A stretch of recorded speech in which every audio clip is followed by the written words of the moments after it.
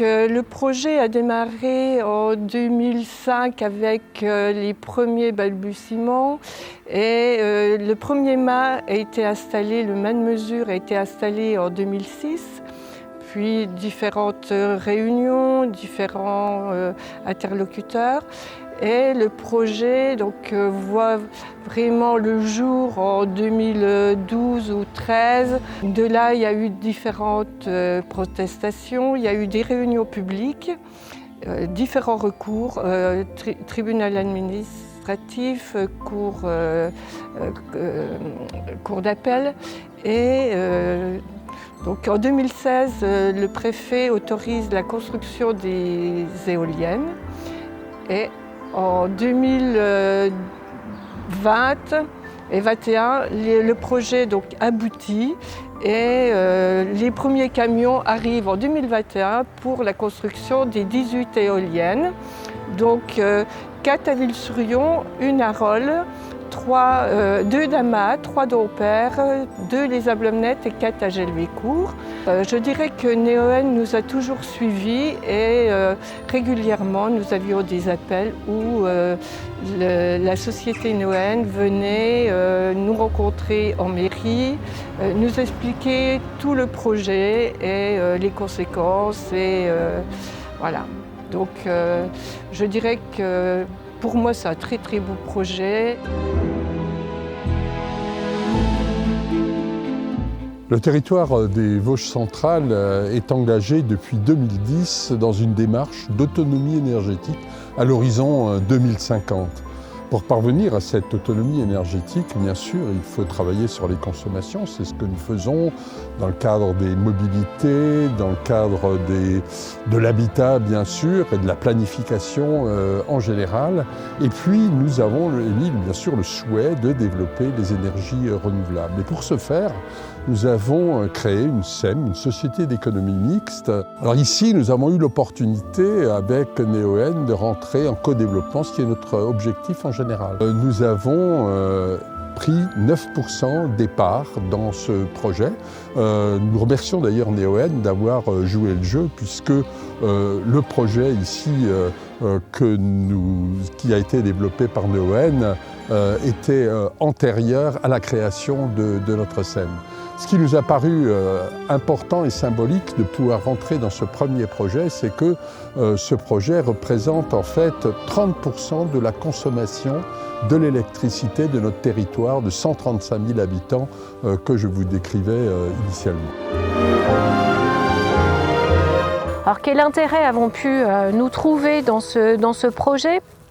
Tout d'abord, il s'agissait effectivement de mettre en application le plan climat-air-énergie territorial qui avait été adopté en 2020 par les élus du territoire. Autre point également qui était important, c'était de pouvoir associer l'association d'insertion qui existe à Mirecourt, qui avait été d'ailleurs créée à l'époque par la ville de Mirecourt, une association qui a près de 50 ans, donc c'était l'association d'insertion La Bouée.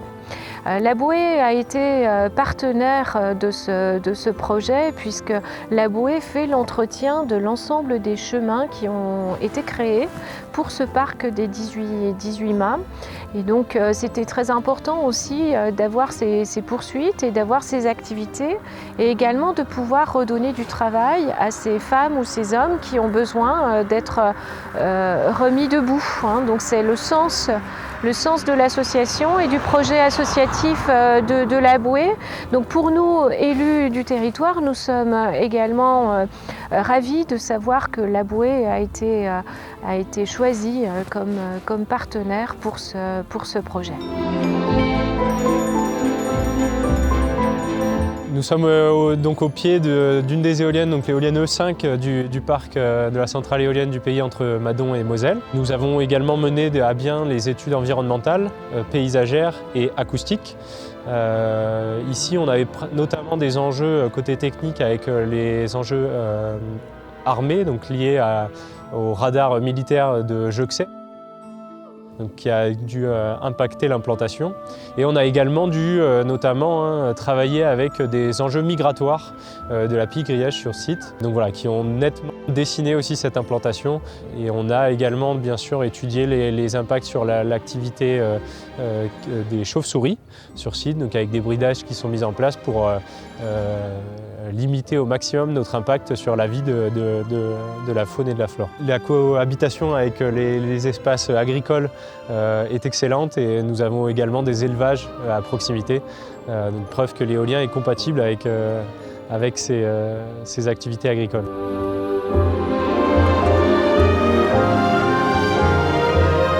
Bonjour et bienvenue sur la centrale éolienne du pays entre Madon et Moselle. Je m'appelle Charles Rattez et je suis en charge de l'exploitation de la centrale éolienne.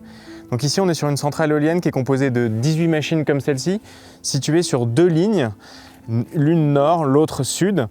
Et donc 18 machines qu'on appelle Vestas V110, Vestas pour le nom du fabricant. Donc ce sont des machines de conception européenne, danoise plus précisément.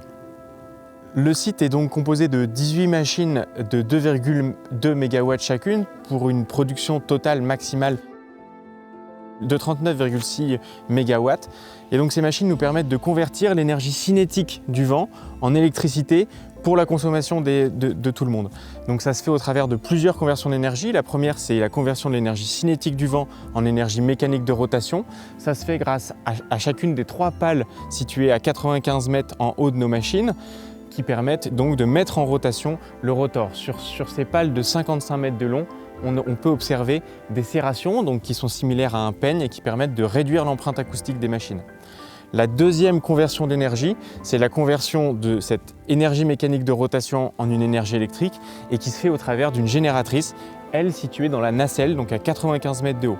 La dernière grande conversion d'énergie qu'on retrouve dans ces éoliennes, c'est une conversion électrique, purement électrique, où simplement on vient élever la tension grâce à un transformateur, en passant d'une tension de 690 volts à une tension de 20 kV. Donc l'énergie électrique est produite à 95 mètres de haut et elle est ensuite descendue dans le mât, donc les 95 mètres sont descendus, jusqu'à des armoires électriques situées en pied de machine. Ces armoires électriques permettent donc de connecter le réseau électrique de la machine jusqu'au réseau électrique de notre centrale. On fait converger ensuite chacun de ces câbles électriques vers l'un des 4 PDL du site pour connecter le site au réseau électrique de distribution. Les 20% du temps restant où la machine ne tourne pas peuvent s'expliquer par plusieurs raisons. La première, c'est un régime de vent qui ne permet pas aux machines de fonctionner. Donc soit des régimes de vent trop faibles, en dessous de 3 mètres par seconde, soit des régimes de vent trop forts, au-dessus de 25 mètres par seconde. La seconde, c'est par exemple des conditions environnementales qui seront propices à la vie des chauves-souris. Donc dans ce cas-là, on réduit le fonctionnement des machines pour les protéger. Une autre raison, c'est lorsque les machines sont en panne. Lorsqu'il y a un problème qui survient dans la machine, on doit les réparer. Donc dans ce cas-là, les machines sont à l'arrêt.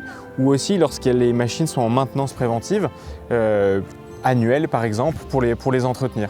Une autre raison qui peut expliquer la réduction du fonctionnement de la machine, c'est réduire le mode de fonctionnement de la machine pour qu'elle fasse moins de bruit et qu'on préserve l'environnement sonore des riverains les plus proches.